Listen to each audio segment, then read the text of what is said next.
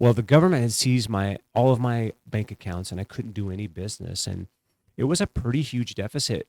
The money that we had to pay out and to get back, that was part of the degree that's on my wall. Remember, I told you I had a Mm-hmm. degree on my wall, and this was the first real example of what God started to show me, that what happens between problem and providence. This problem arises, providence is on How the other big was hand. the palm? Was there a dollar amount to it that you could It share? was like $86,000, and $86,000 is a lot of, That's a it's lot a of lot of money. money for us. We're a small company, um, but it was like so substantial because now none of that money's there, Mm-hmm. and I was like, oh my god, man, this is crazy, bro. So the financial part was this, back to this, to one of the companies that we owned, and it was, uh, we paid a lot of taxes, right? Lots of different areas, different ways, different times, different entities within the government that you pay a bunch of taxes. Who knows? We pay taxes after taxes. When we get done paying taxes, You ain't made we nothing. start paying taxes. And so I had not paid taxes, and my bookkeeper, my accountant, and my bookkeeper both were trying to tell me, "Hey, Charlie, you got to take a look at this, and we got to do something. We got to get this taken care of." And I kept saying, "Yeah, yeah, yeah." I mean, as a very immature business owner, there I'll are get to it things. tomorrow. Yeah. Well, the government doesn't. They wait for tomorrow, but when tomorrow comes, they mean business, Mm-hmm. right? They mean business. And so the government had seized our bank accounts, and we had no way to pay our subcontractors. Our not our the one employee was our office manager that we had, and then we had a bunch of, just a bunch of subcontractors. Uh-huh. And it was a Friday, and there's plenty of money in the bank to cover everything, and then some. We had reserves, we had cash flow, and Friday, and I like paying everybody early on Friday, and so all the checks were made, and we're at the shop, and I get my first phone call, and it's one of our subcontractors, and I always pick up. Like, my rule is always pick up, right? When in business, just always pick up, at all costs. With, I mean, a few exceptions, but during business hours. So I pick up the phone. It's Friday, 3:30, and it's one of our subs, and he's like, "Hey, Charlie, this our check's not going through." I go, "Man, don't be playing with me." And he's like, "Yeah, it's not going through, man. Like, I took it directly to your bank, and they're saying that something's going on or whatever." And so I panic, but for like 1 second, because I'm like, "Nah, it's just a glitch. It's something, whatever." And so I tell our office manager, Shelly, and I'm like, "Shelly, call the bank and see what's going on." And I was like, "What's his name? Just called me and, say his check won't go through." Well, she's on the phone with our bank, and I get a second call, right? My check didn't go through either. Yeah, and then all Oh of our all no. of our subs that are showing up, there's like 4 or 5 subs show there, and none of their checks go through. So I got into my personal account and paid, my guys that work with me on a regular basis, and Shelly paid them, and I was like, "We'll just get it figured out on Monday. It's some kind of glitch." Well, the government had seized all of my bank accounts, and I couldn't do any business, and it was a pretty huge deficit. The money that we had to pay out and to get back, that was part of the degree that's on my wall. Remember, I told you I had a Mm-hmm. degree on my wall, and this was the first real example of what God started to show me, that what happens between problem and providence. This problem arises, providence is on How the other big was hand. the palm? Was there a dollar amount to it that you could It share? was like $86,000, and $86,000 is a lot of, That's a it's lot a of lot of money. money for us. We're a small company, um, but it was like so substantial because now none of that money's there, Mm-hmm. and I was like, oh my god.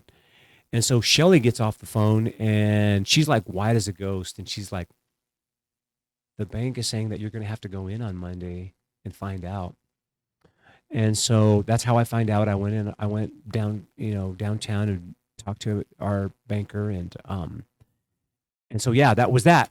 So Shelly's like, "What are we going to do now?" And I said, "Well, we know that there's provision," which it was hard for me to even comprehend that, because when the government takes your bank accounts, how do you cash a check? How do you write a check? You can't do You nothing. can't do anything. So how do we? I went to the tax office and I'm like, how do you want me to do business? They're like, We don't until you pass. yeah.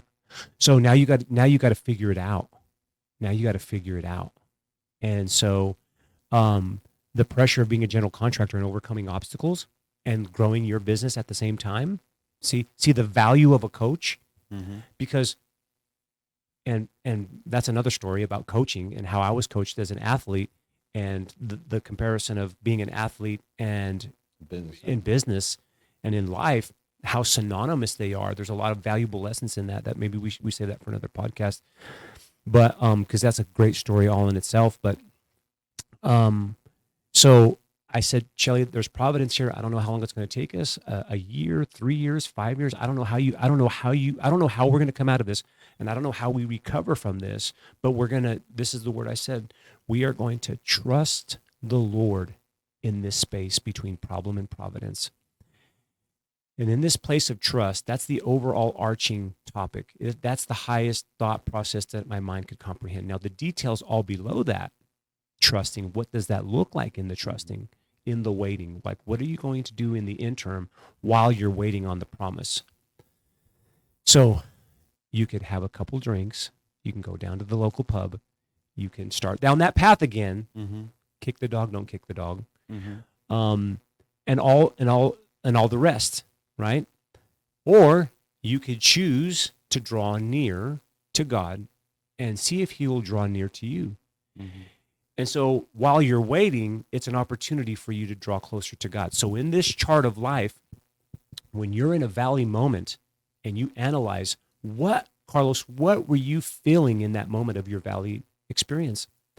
Describe to me the emotions that you felt in the valley.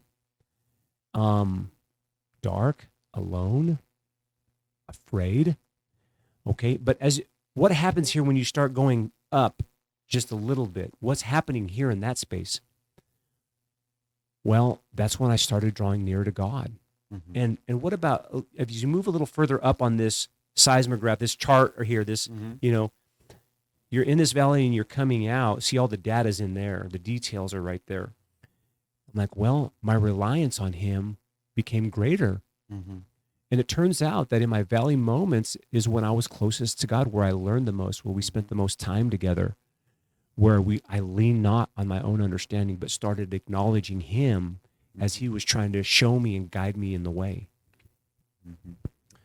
So it took us 11 months to come out of that. Praise Jesus. Only 11. Yeah, 11 months. Yeah, it was 11 months. It was 11, but we trusted. So we walked in a new peace, because underneath that trust, with that trust comes peace, because you're trusting the Father like you've never trusted him. So the peace has to increase. And as we draw near to God, we've been talking the last few days about needing hugs. Mm. When we draw close and it's like, Daddy God, I just need a hug right now. Like, I just got some really bad news. I need a hug right now. Draw close. Yeah. Maybe even climb in his lap. Mm. Pat my head, Daddy. That's what my son says. Pat my head, Daddy. Pat my head. Son, you're 13. No, I know, but pat my head. There's a soothing goodness that he's experienced through that. Yeah. But I think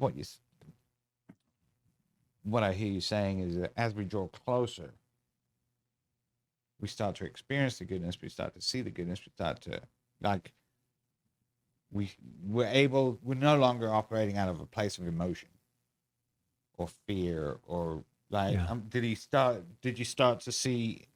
getting hope as you drew close? Like, it took you 11 months, but from being in that valley of, oh my gosh, my accounts are locked. Yeah. After as you drew near to God in that, over that transition, getting it all paid off. Yeah. What you owed the government. Like, what was the instances of where your hope increased or your faith increased or God showed up unexpectedly? Like, just snippets of goodness? Yeah. So we started chomping at it right away. That deficit, we started chomping at it right away. The Lord started providing for us. And so, Like out of yeah, it was a personal process. funds or No, not out of personal funds, but we were able to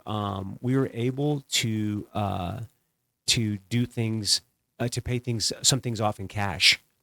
And so, yeah, some of it came through me, doing what I needed to do. So yeah, it had to come out of pocket somehow. Mhm. Right. Um, And so, yeah, it was miraculous. I don't even know fully how to explain it, except for the faithfulness of God and trusting Him. Because here's where some of the test comes. Like, and I had the mental strength to do it because the enemy would whisper, "And you're still going to tithe and give offering?" Mhm. Like, yeah, I am, because it ain't even a choice. Get out of here, because you don't even have Right. room in that, headspace in that anymore. So faithfulness to God in the tithe, in the offering, in the middle of a deficit. So yeah. So that I'm really drawn, and then it goes a couple notches lower than that. So when you think you hit here, it's like boom, boom. There's always a couple little boom, booms that come after that. You get hit with some heavy news, and then there's like one or two blows that come right behind it. That's the inevitable. It happens to everybody. So when you know it's inevitable, you know to expect it. So now you're no longer naive, right? And so that's the mind growth. That's the uncovering. That's the freedom. That little scenario, that what I just described, the immense amount of freedom that has brought me when you understand that when Jesus said, in this world you will, he already said it's inevitable. So we cannot be naive of the inevitable. And we have to recognize that this is happening for us and not to us. And I've got my degrees on the wall, but they're in the form of life, right? My grandma says, toda la vida es un colegio. Aprende de él. All of life is a college. You must learn from it. All of life is a college. And so I think I said that right. I'm still practicing my Spanish. So anyhow, all of life is a college. If you learn from it, you need to learn from it. Learn from it. And so I've learned a lot of words of wisdom from my grandma. So that financial, we came out of it in 11 months, and that 11 months grew our faith, our trust, and our ability to rely on the Father. So then when the provision came, right, and we get this release note in the mail, and we're all dancing, yeah. I remember we were in the office doing the boogie dance. You know what I'm saying? We were shaking it off, and we knew that God's faithfulness was there. And because in any of my offices, I have whiteboards, right?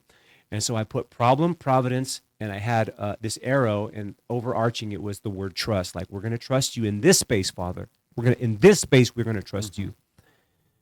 And so when you come through and you look back, you're able, and we didn't, and it's not to say that we went through that space perfectly. There were still bumps, a little boom, boom along the way, the inevitable.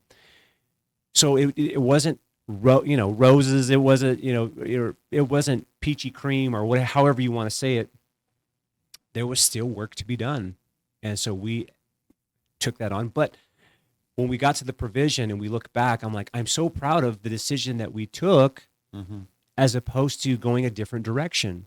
So I've got the power to choose because God has given us dominion. And he says, I've given you the part of the fruit of the Spirit is self-control.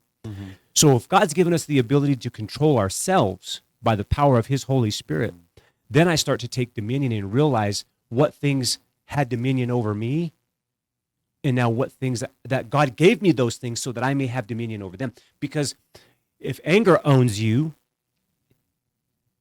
and you don't own anger, because there is a time to be upset. There is a time to laugh, or cry, to anger. There's a time for everything under heaven. And so either we harness that power or that power harasses us. Bro. Either we harness that power or that power harasses us our whole life.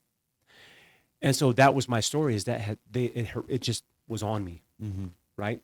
So, but when I realized that I'm going to employ this power to work for me, and I'm going to start living from God, things began to change.